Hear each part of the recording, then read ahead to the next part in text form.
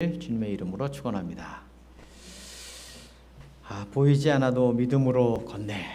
우리가 항상 하나님의 인도하심을 간구하며 주님의 선하신 뜻 안에서 우리의 삶을 살아가자는 귀한 찬양으로 우리의 마음을 또 격려해 주심으로 인해서 참으로 감사를 드립니다. 그렇습니다. 우리는 그렇게 살아야 합니다. 믿음으로 살아야 합니다. 저는 오늘 조금만 더 견딥시다 라고 하는 제목으로 하나님의 말씀 전해드리도록 하겠습니다. 조금만 더 견딥시다.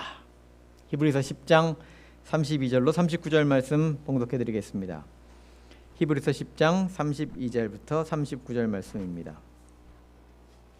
전날에 너희가 빛을 받은 후에 고난의 큰 싸움을 견디어낸 것을 생각하라. 혹은 비방과 환난으로서 사람에게 구경거리가 되고 혹은 이런 형편에 있는 자들과 사귀는 자가 되었으니 너희가 갇힌 자를 동정하고 너희 소유를 빼앗기는 것도 기쁘게 당한 것은 더 낫고 영구한 소유가 있는 줄 알미라. 그러므로 너희 남대함을 버리지 말라. 이것이 큰 상을 얻게 하느니라. 너희에게 인내가 필요함은 너희가 하나님의 뜻을 행한 후에 약속하신 것을 받기 위함이라. 잠깐 후면 오시리가 오시리니 지체하지 아니하시리라. 나의 의인은 믿음으로 말미암아 살리라. 또한 뒤로 물러가면 내 마음이 그를 기뻐하지 아니하리라 하셨느니라. 우리는 뒤로 물러가 멸망할 자가 아니요 오직 영혼을 구원함에 이르는 믿음을 가진 자니라. 아멘. 오직 영혼을 구원함에 이르는 믿음을 가진 저와 여러분의 삶이 된 것으로 인해서 참으로 감사를 드립니다. 코로나가 좀 잠잠해지기를 간절히 기도하고 있습니다만 이것이 우리의 뜻대로 되지 않는 것으로 인해서 참 가슴 아프기 여지없습니다. 이 코로나가 깊어지니까 코로나에서 또 나타나는 총체적인 어려움으로 인해서 나타나는 또 사회적 증상들이 있습니다. 하나는 파란색, 하나는 빨간색, 하나는 코로나 블루라고 부르고 하나는 코로나 레드라고 부릅니다. 코로나 블루는 사람들이 우울한 증상들이 자꾸 많아진다라고 하는 것입니다. 모든 통제와 제재로 인해서 관계도 끊어지고 사회적 활동도 끊어지고 생활도 힘들어지고 여러 가지 곤란한 일들이 자꾸 생기면서 스트레스가 생기니까 이제 우울한 증상이 나타나는 것이죠. 이것으로 인해서 통계에 의하면 자살률이 좀 더 높아졌다 하는 얘기까지도 있습니다. 직접적인 영향인지는 정확하게 모르겠습니다만 안타까운 코로나의 악영향입니다. 그러나 이렇게 침체되는 사람들이 있는가 하면 또 어떤 사람들은 코로나 레드, 갑자기 누가 조금이라도 건들기만 하면 불같은 그 성격이 화가 확 돋는 것입니다. 이건 코로나 레드라고 부르죠. 얼마 전 뉴스에서도 아주 우리의 마음을 아프게 한 것이 지하철에서 그 마스크 좀 쓰세요 누가 얘기를 하니까 그 슬리퍼를 벗어가고 가서 막 이렇게 하는 그런 현상들, 아마도 코로나 레드의 증상이 아닐까 하는 그런 생각을 해보게 됩니다. 우리가 어쩌다 이런 세상에 살게 됐습니까? 어쩌다 이렇게 곤란하고 힘든 세상에 살게 됐는지 도무지 이해가 되지 않습니다. 우리가 조금 더 견뎌야 하는데 조금만 더 견뎌봅시다. 우리는 그래야 합니다. 펜실베니아 대학교 연구원이 운전자들이 주차장에서 주차하는데 걸리는 소요 시간을 이렇게 재보았어요. 아무도 없는 곳에서 주차할 때 소요 시간이 26초 정도 걸렸다고 합니다. 그런데 재미있는 사실은 뒤에 누군가가 이제 딱 기다리는 차가 생겨나면 더 빨리 주차를 하는 게 아니라 오히려 시간이 더 걸려서 평균 31초가 걸린답니다. 그런데 거기서 더 나아가서 뒤에서 기다리는 차가 빵빵대고 긴장을 더 높여주면 오히려 시간은 더 많이 걸려서 43초의 시간이 걸린다고 합니다. 무슨 얘기입니까? 우리의 삶에 인내하고 기다려줄 줄 아는 삶이 얼마나 중요한 것인지 얘기해 주는 것이죠. 우리가 얼마나 바쁘고 분주한 사회에 살고 있습니까? 근데 바쁘다는 얘기는 우리가 또 그만큼 조급하게 살고 있는 거 아니냐 하는 이야기를 하는 것입니다. 그 얘기는 우리가 여유가 없어서 참지 못하고 기다리지 못하고 사는 그런 삶이 아니냐 하는 이야기를 하는 것입니다. 코로나 시대에 어쩌면 사람들은 더 많이 답답하고 더 많이 힘들어합니다. 그런데 과연 우리는 이 시기를 어떻게 견뎌야 하고 어떻게 이겨내야 합니까? 오늘 몇 가지 말씀을 통한 교훈을 살펴보기를 원합니다. 첫 번째로는 약속을 바라보며 인내하자라고 하는 것입니다. 약속을 바라보며 인내해야 합니다. 본문의 36절 37절 말씀입니다. 너희에게 인내가 필요함은 너희가 하나님의 뜻을 행한 후에 약속하신 것을 받기 위함이라. 잠시 잠깐 후면 오시리가 오시리니 지체하지 아니하시리라.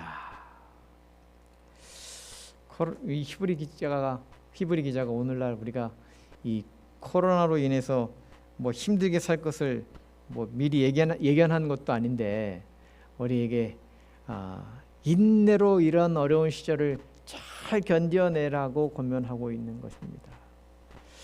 뭐 곰곰이 생각해 보면 어느 시대에 사람들이 힘들지 않다, 우리 편안하다라고 하면서 살았던 시절이 있었겠습니까만 아마 오늘날을 살아가는 우리들에게 더 적합한 그런 권면이 아닌가 하는 생각을 해보게 되는 것이죠. 이 땅에서 태어나서 우리는 참 괴로운 인생길을 살아갑니다. 이런 코로나 시대를 우리가 어떻게 살아야 하는지 더 고민할 수밖에 없습니다. 한 번도 경험해보지 못한 시대에 우리가 살고 있는 것이죠. 그래서 우리는 더 깊이 고민해야 합니다. 사람들이 나이가 들어가면서 인생을 돌아보면서 세 가지 후회를 한다 그럽니다. 첫 번째는 좀 더 베풀며 살 걸. 두 번째는 좀 더 사랑하며 살 걸. 세 번째는 좀 더 참으며 살 걸 한답니다. 조금만 더 참으십시오. 내가 조금만 더 참고 내가 그 말을 하지 않았다면, 내가 조금만 더 기다렸으면 더 좋았을 텐데 왜 내가 그때 그렇게 참지 못해서 내 인생이 이렇게 되었을까 하며 아쉬워하는 사람들 이야기. 사람들이 다 그렇게 아쉬운 인생을 바라보게 된다라고 하는 것이죠. 어쩌다가 사람들이 이렇게 참지 못하고 견디지 못하고 인내하지 못하는 그러한 세상이 되었을까? 곰곰이 생각해 보니까 사람들이 이 오늘날의 세상을 경쟁하고 서로 다투면서 사는 경쟁 사회라고 이야기한다라고 하는 것입니다. 너무너무 자연스러운 우리의 현상이 되어버렸다고 말하는 거죠. 어쩌다가 우리는 이 경쟁하는 사회가 당연하고 누군가와 함께 앞뒤를 다퉈야만 하는 그러한 삶을 살게 되었을까? 곰곰이 생각해 보면 이것은 어쩌면 진화론의 영향이 아닐 수 없겠다는 생각을 해봅니다.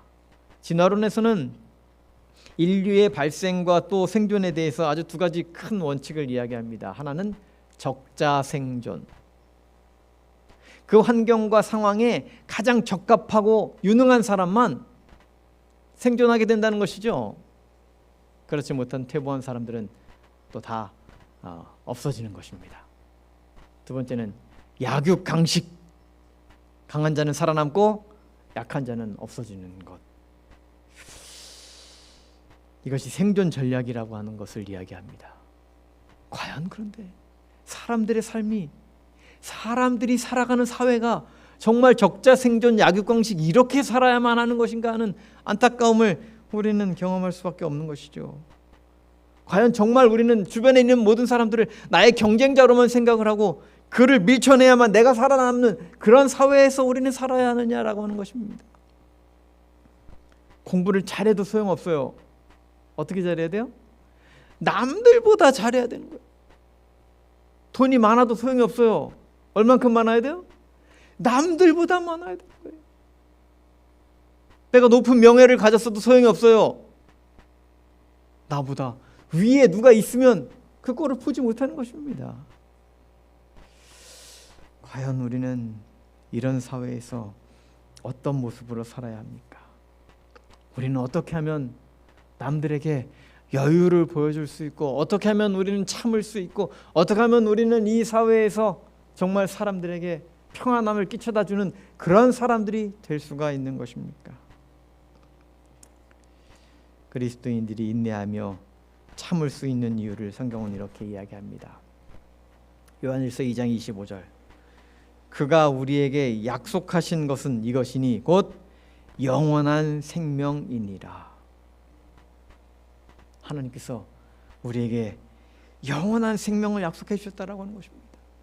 우리는 이 땅에서 유한한 삶을 사는 사람들이 아니라, 이 땅에서 아둥바둥하면서 사는 사람들이 아니라, 이 땅에서 주변에 있는 사람들처럼 사는 것이 아니라, 우리는 영원한 생명을 소유한 사람이요, 영원한 삶을 추구하는 그러한 사람들이라고 하는 것입니다.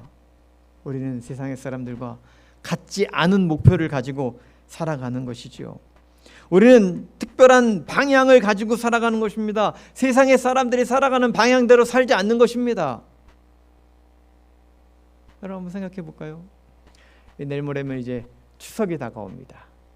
추석이 다가오면 많은 사람들이 전쟁을 치르죠. 무슨 전쟁?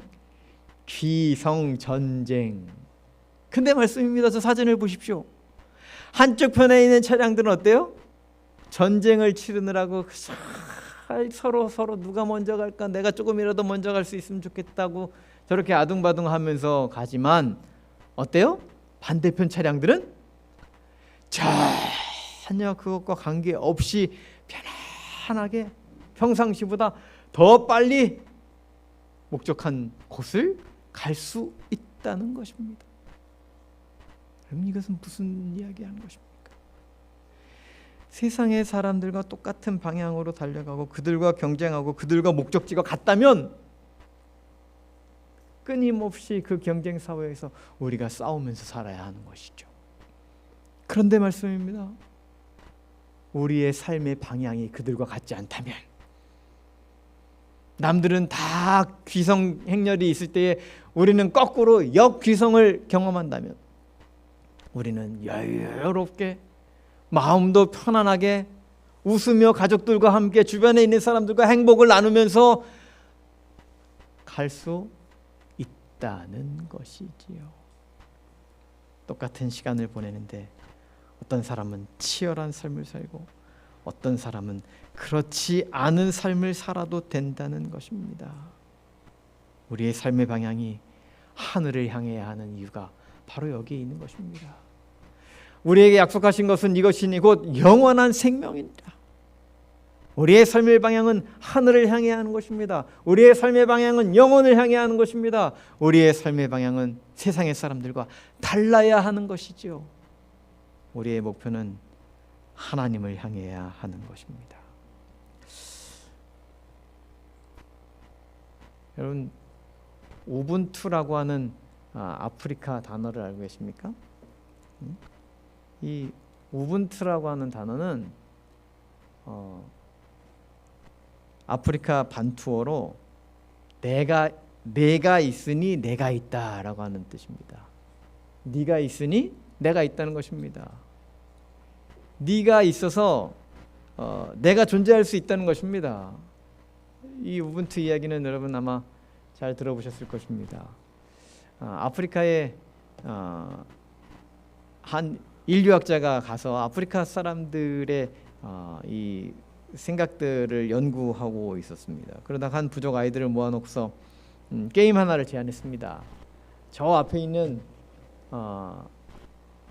나무까지 가장 먼저 달려가는 아이에게 이 과일 바구니를 딸기 한 상자를 너희에게 주겠다.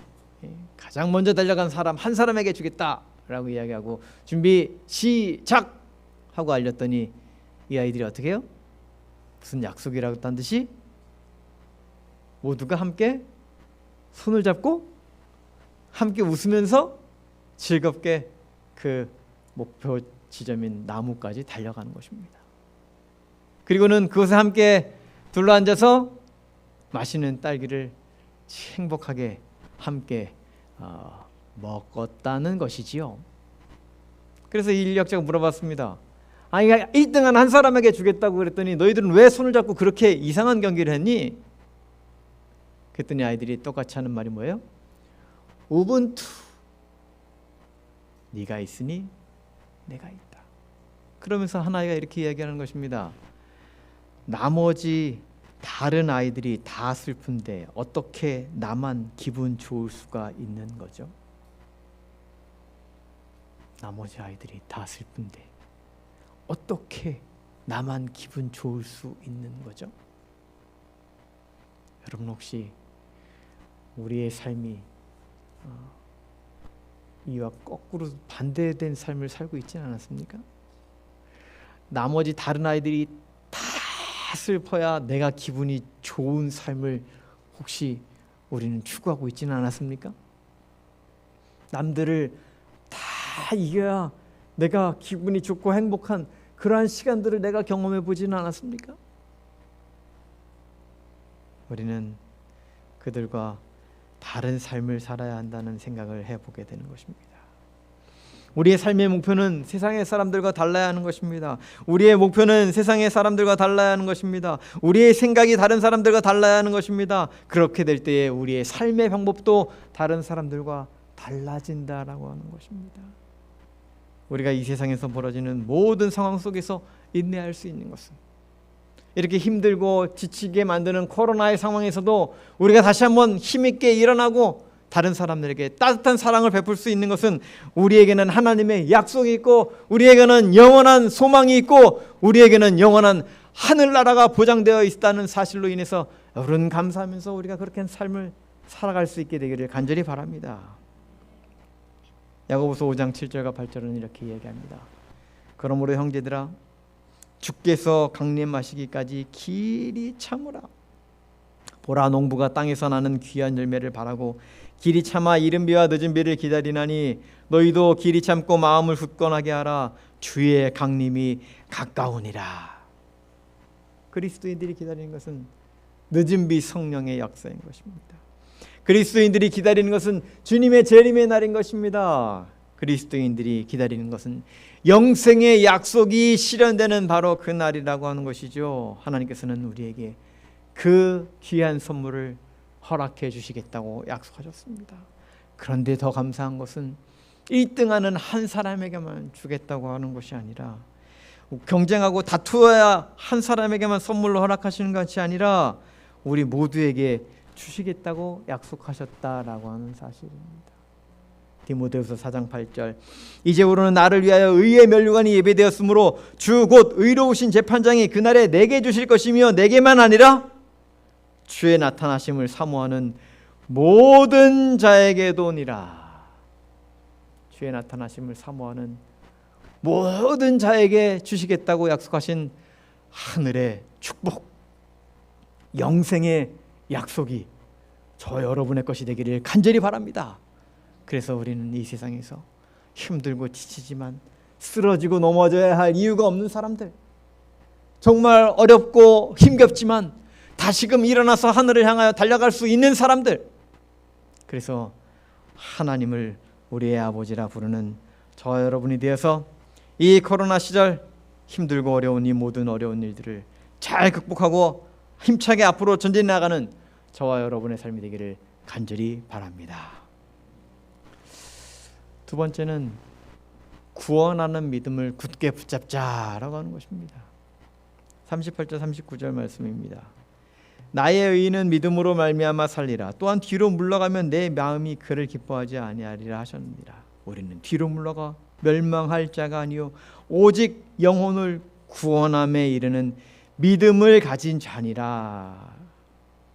구원함에 이르는 믿음을 가진 사람들, 우리는 그 구원을, 그 믿음을 굳건히 붙잡고 살아가야 하는 것이죠. 우리의 삶에 위기가 닥쳐옵니까? 그렇다면 그럴 때일수록 우리는 더욱 믿음을 굳게 붙잡아야 하는 때라고 하는 것을 잊어서는 안 됩니다. 사막을 여행하던 한 아버지와 아들이 있었습니다. 근데 그만 길을 잃어서 방황하기 시작했습니다. 두 사람은 서로를 의지하면서 1시간, 2시간, 하루 이틀 부지런히 길을 찾았습니다. 그러나 계속되는 무더위로 인하여 그들은 지치기 시작했습니다. 마실 물과 음식도 다 떨어졌습니다. 사막은 끝이 보이지 않았습니다. 아들은 조금씩 두려워지기 시작했습니다. 그때에 두 사람 앞에 하나의 무덤이 보였습니다. 아들은 더욱 불안한 목소리로 이렇게 물어보았습니다. 아버지, 우리도 저렇게 되지 않을까요? 그때 아버지는 이렇게 대답합니다. 아들아, 믿음을 가져라. 무덤이 있다는 것은 근처에 마을이 있다는 증거란다. 남은 힘을 다해 찾아보자꾸나. 아버지는 아들을 더덕였고, 그리고 두 사람은 힘을 내어 마을을 찾았고 생명을 건질 수 있었습니다. 똑같은 무덤을 보면서 아들은 절망했고 아버지는 굳은 믿음을 붙잡을 수 있었습니다. 하루하루의 삶이 힘들고 절망적이지만 우리는 절망할 이유가 없습니다.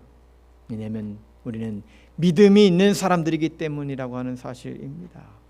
우리가 믿음을 더욱 굳건히 붙잡아야 하는 이유는 이 믿음으로 우리는 구원에 이르는 사람들이 되기 때문이라고 하는 사실입니다. 그래서 의인은 믿음으로 말미암아 살리라 라고 말씀하시는 것이죠. 믿음의 조상 아브라함의 신앙을 이렇게 이야기합니다. 로마서 4장 18절. 아브라함이 바랄 수 없는 중에 바라고 믿었으니 이는 내 후손이 이같으리라 하신 말씀대로 많은 민족의 조상이 되게 하려 하심이라. 아브라함이 100세가 되었을 때에 어떻게 아들이 태어날 수 있을 것이라고 믿을 수 있겠습니까? 사라가 90세나 되었는데 어떻게 아기를 출산할 수 있을 것이라고 믿을 수가 있습니까? 그러나 하나님께서 말씀하셨기 때문에 그렇게 될 것이라고 믿는 것, 이것을 우리는 믿음이라고 하는 것입니다. 우리의 이성으로는 되지 않을 일이라고 생각이 되지만, 그러나 하나님의 약속이 그렇게 된다고 말씀하시니 우리가 그것을 믿을 수 있는 것, 그것을 우리는 믿음이라고 하는 것입니다. 그래서 믿음의 정의를 이렇게 내리죠. 히브리서 11장 1절. 믿음은 바라는 것들의 실상이요 보이지 않는 것들의 증거니라. 믿음은 우리가 희망하는 것들을 실제로 이루어지게 만드는 것입니다. 보이지 않지만 그것을 볼 수 있게 만드는 것입니다. 왜냐하면 그 믿음은 하나님의 말씀을 의지하는 것이고, 그 믿음은 하나님의 약속을 굳건히 잡는 믿음이기 때문이라고 하는 사실입니다. 하나님의 약속과 하나님의 말씀에 기초된 그 믿음을 굳건히 붙잡고 살아가게 되시는 저와 여러분이 되기를 간절히 바랍니다. 예수님께서 이 땅에 계실 때 믿음이 부족한 한 아버지를 만나셨죠. 그리고 그에게 이렇게 이야기했습니다. 마가복음 9장 23절. 예수께서 이르시되 할 수 있거든이 무슨 말이냐, 믿는 자에게는 능히 하지 못할 일이 없느니라 하시니라. 그러자 곧바로 그가 믿음을 고백하지요. 24절. 곧 그 아이의 아버지가 소리를 질러 이르되 내가 믿나이다, 나의 믿음 없는 것을 도와주소서 하더라. 그리고 귀신 들려 고통당하며 쓰러지고 경련하는 이 아이의 병이 깨끗이 낫는 경험을 하게 되는 것입니다. 믿음이란 바로 그런 것이죠. 믿음이란 바로 보이지 않는 것을 보게 하는 것이고, 믿음이란 바로 우리가 바라는 것을 현실 속에서 경험하게 만들어주는 일이라고 하는 것입니다. 그래서 우리에게도 말씀하십니다. 골로새서 2장 7절. 그 안에 뿌리를 박으며 세움을 받아 교훈을 받은 대로 믿음에 굳게 서서 감사함을 넘치게 하라. 우리가 배우고 깨닫고 알았고 느꼈고 경험했던 그 모든 하나님의 말씀에 굳건히 우리가 믿음을 의지하고 뿌리를 내렸을 때에 우리는 더욱 감사할 일을 경험하며 살아갈 수 있게 될 것이라고 말씀하고 있는 것입니다. 지난 4월 28일에 기도력에는 이런 말씀이 있었습니다. 하나님의 자녀로서 우리가 공헌하는 믿음을 흔들림 없이 굳게 붙잡는 것은 우리의 특권이다. 우리의 특권이다. 믿는 자들은 모든 것이 가능하다. 하나님께서 그대 안에 역사하시기 때문에 그대는 그분의 뜻을 행하기 위하여 별 염려 없이 단호하게 결심하여 주님을 온전히 신뢰할 수 있다. 사랑하는 여러분, 믿음을 흔들림 없이 굳게 붙잡는 것은 우리의 특권입니다. 하나님께서 우리에게 그 믿음을 붙잡을 수 있게 하셨습니다.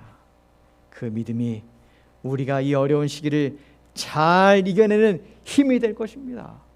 하나님의 약속을 붙잡고 믿음으로 굳건히 서서 이 어려운 시기를 잘 이겨내는 참 하나님의 백성, 우리 모든 구리 헤어름교회 성도님들이 되시기를 간절히 바랍니다. 우리의 삶은 그러해야 합니다. 말씀을 정리하면서 한 가지 이야기를 들려드리려고 합니다. 유대인들에게는 탈무드와 비슷한 또 하나의 주석책인 미드라슈라고 하는 책이 있습니다. 이 미드라슈는 성경의 이야기를 쉽게 이해할 수 있는 여러 이야기, 우화들, 전설들 이런 것들을 담고 있는 그러한 책이지요. 그 중에 다윗 왕의 반지라고 하는 이야기가 있습니다. 다윗 왕이 어느 날 궁중에 세공인을 불러서 명령을 내렸습니다. 날 위해서 아름다운 반지를 하나 만들라. 그런데 거기에 내가 전쟁에서 승리를 거두어 환호할 때 교만하지 않게 하는 글, 또 내가 때로는 큰 절망에 빠져서 낙심할 때 좌절하지 않고 용기와 희망을 얻을 수 있는 그런 글귀를 새겨 넣어달라. 잘 됐을 때 자만하지 않고 잘 못됐을 때 용기를 잃지 않을 그런 말을 좀 새겨달라고 요청한 것입니다. 세공인이 반지를 아름답게 잘 만들었습니다. 그런데 고민이 됐죠. 과연 무슨 글귀를, 얼마나 짧은 글을 저 반지에 새겨 넣어야 이 다윗이 만족스러워 할 것인가 고민을 하다가 슬기롭기로 소문난 솔로몬 왕자를 찾아갑니다. 그리고 자초지종을 얘기하고 물어보니까 솔로몬이 곰곰이 생각하다가 이렇게 이야기를 합니다. 이 또한 지나가리라.